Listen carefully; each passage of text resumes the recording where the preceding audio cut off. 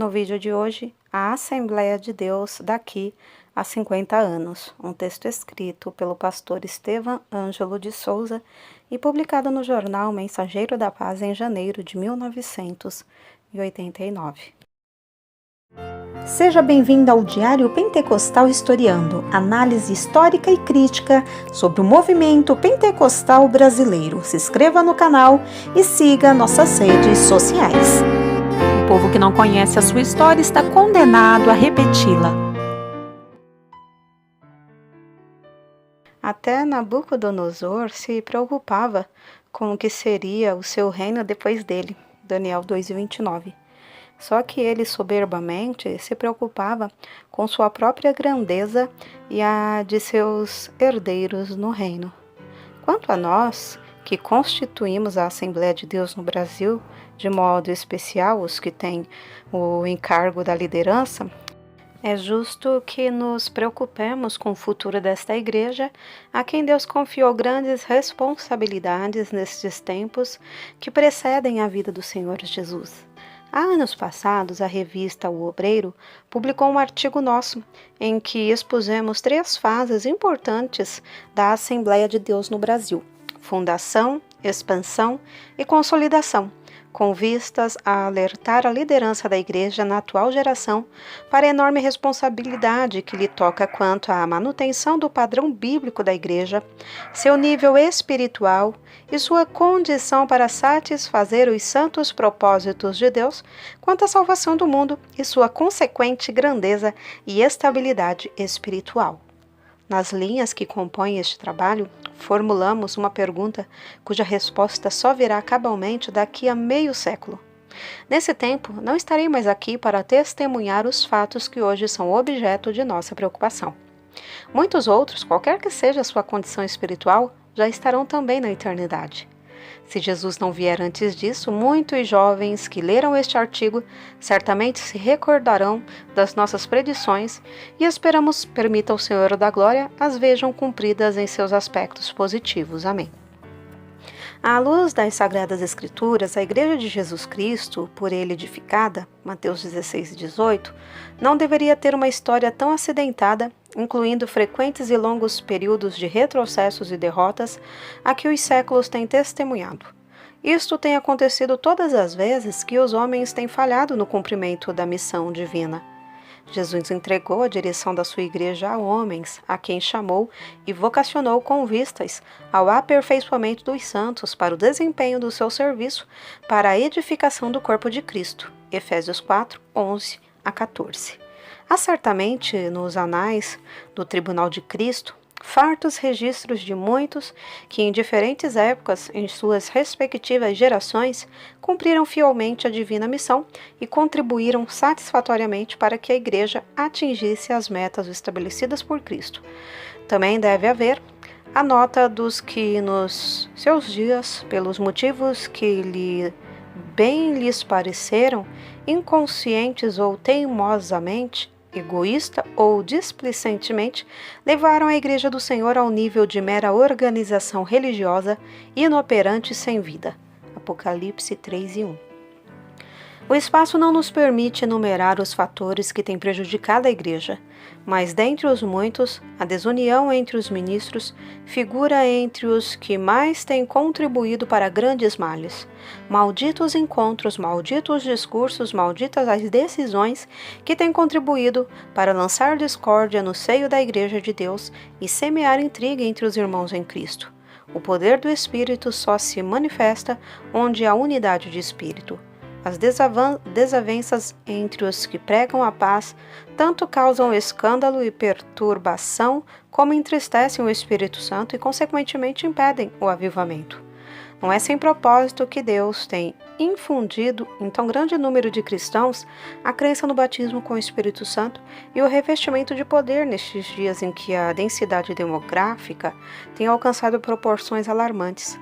Temos hoje o maior número de crentes de todos os tempos e o maior número de descrentes desde o mundo, também os maravilhosos recursos da tecnologia moderna e dos meios de comunicação.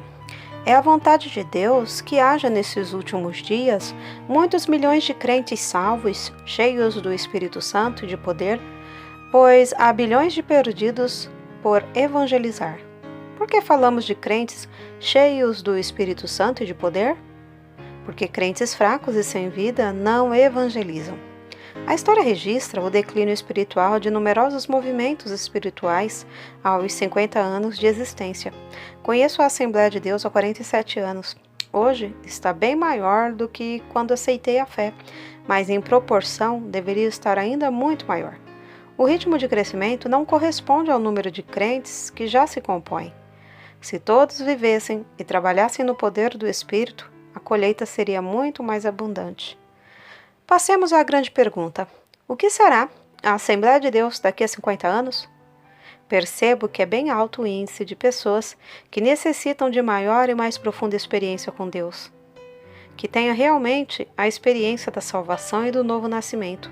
Receio que esteja muito estreito o vínculo divisório entre a Igreja e o mundo, e parece-me que forças estranhas estão empenhadas por obliterá-lo. Para isso estão contribuindo os que substituem a simplicidade e a modéstia cristã pelas modas e costumes mundanos, os que desprezam a meditação na palavra de Deus e a oração pelos programas formalistas, e os que se ocupam só de ensaios, os que fogem da escola dominical e da evangelização por comodismo ou displicência, os que passam o domingo na praia e os que deixam os cultos pelas novelas, os que têm a responsabilidade do ministério, mas não cumprem a prescrição divina. Prega a palavra, insta a tempo e fora de tempo, corrige, repreende, exorta com toda a longanimidade a doutrina. 2 de Timóteo 4:2. Já vemos muitos púlpitos sem mensagem e muitas pregações sem conteúdo bíblico e espiritual. Aí estão os que exercem o ministério como meio de ganhar a vida e não de ganhar as almas. Por este caminho, seguiram muitas igrejas que hoje possuem pequenos templos, grandes demais para os que se congregam. Por esta senda trilharam igrejas das quais só resta a organização, que estão fechando seus templos ou vendendo-os a ateus e inimigos do Evangelho. Essas coisas estão acontecendo em nossos dias e alguns casos são do nosso conhecimento pessoal. Tudo isto pode acontecer quando o orgulho denominacional e a vaidade do pregador e dos crentes tomam o lugar da santidade e do poder do Espírito no seio da Igreja. Estas coisas constituem grandes males, refletindo, além disso, o mal maior, a pobreza espiritual dos crentes.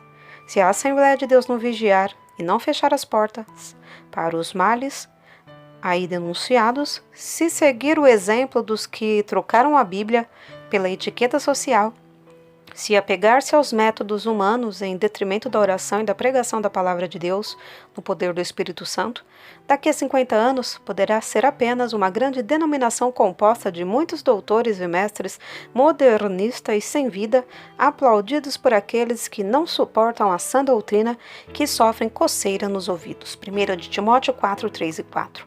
Poderá ser apenas uma grande denominação, no entanto, menos numerosa do que hoje. Igreja sem doutrina e sem poder de Deus, da qual, na melhor das hipóteses, os crentes se tornaram semelhantes aos 7.000 contemporâneos de Elias. Existem, mas só Deus sabe onde eles estão. Aos que, presunçosa ou teimosamente, estão ensinando que ou a Assembleia de Deus muda a sua norma doutrinária e disciplinar, abre as portas para o mundo, ou então se esvaziará. Isso não é verdade. É antibíblico e demoníaco. É a voz tentadora do inimigo de Deus e da Igreja. Ao contrário, se a Igreja abrir as portas para o mundo, estará fechando-as para o Espírito Santo. E assim, de fato, inevitavelmente, esvaziar-se-á conforme os tristes exemplos acima aludidos, que estão às vistas de quantos tenham olhos para ver. Se, ao contrário, a Igreja perseverar na doutrina dos apóstolos, Atos 2:42, no poder do Espírito Santo, Atos 1:18, Efésios 5:18, e na santidade da palavra de Deus, Efésios 5:26 e 27, os levianos, inconscientes e mundanos poderão sair, Mas a igreja continuará edificando-se e caminhando no temor do Senhor, no conforto do Espírito Santo e crescendo em número. Atos 9:31. A prova disso são os muitos milhares de jovens crentes da Assembleia de Deus que vivem na plenitude do Espírito Santo e são na igreja exemplo de santidade, sincera devoção e eficiente atividade. Devemos admitir com tristeza que tem diminuído o percentual dos que oram, dos que evangelizam, dos que se convertem, dos que são batizados com o Espírito Santo e da operação de cura e dos milagres. Essas atividades e operações são o melhor aspecto de um avivamento espiritual autêntico.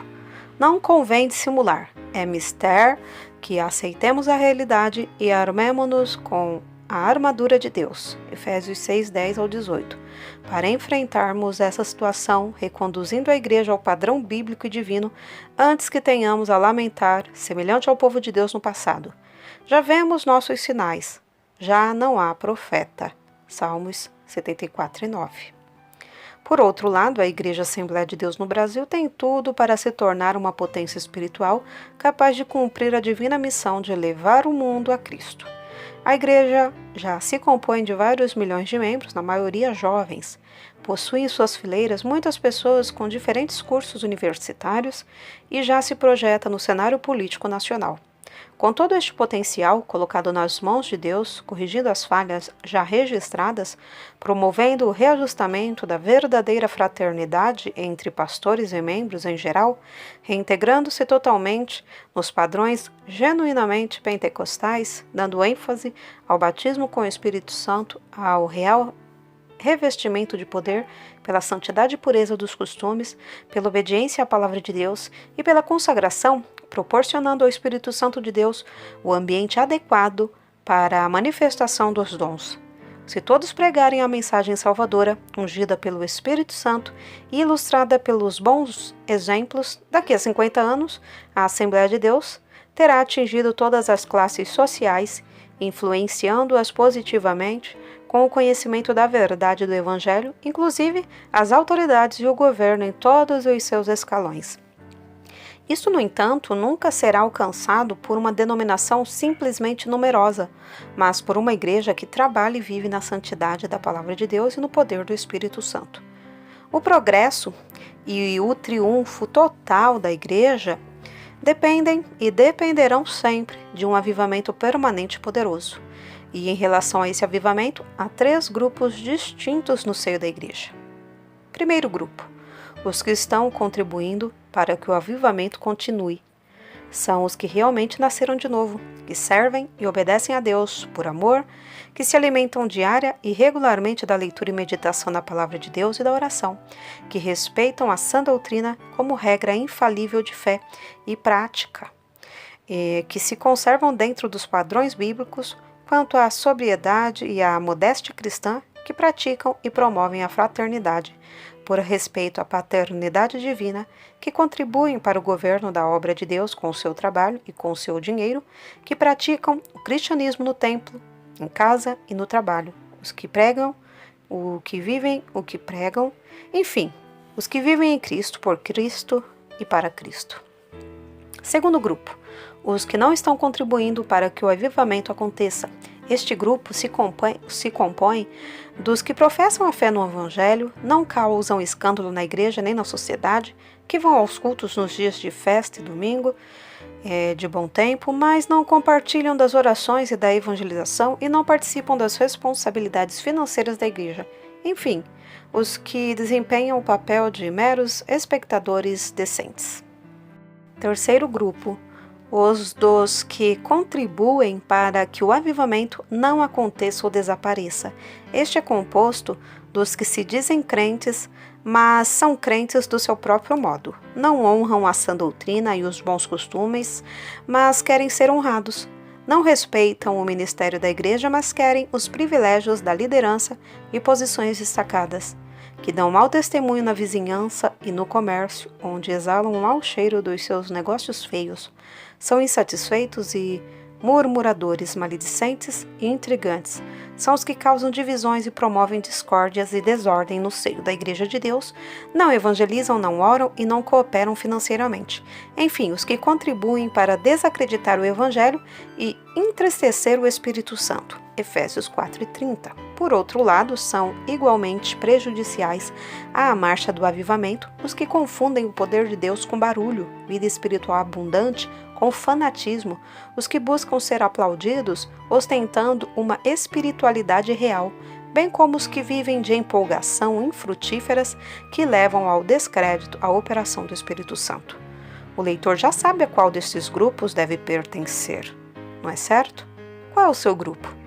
Você está colaborando para que a sua igreja seja um organismo vivo, poderoso, para que ela cumpra cabalmente sua missão no plano de Deus para o mundo e seja apresentada a Cristo, igreja gloriosa, sem mácula e sem ruga? O futuro da igreja depende muito da sua condição espiritual e do que você fizer por ela hoje.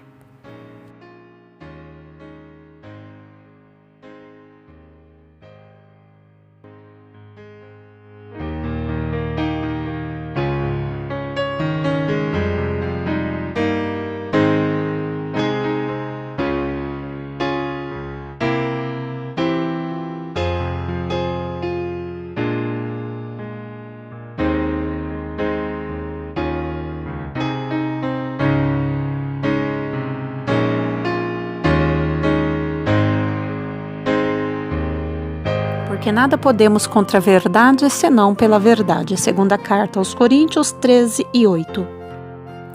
Se você gostou do conteúdo deste vídeo, se inscreva no canal, deixe o seu joinha, compartilhe e ative o sininho para receber do YouTube as notificações dos novos vídeos.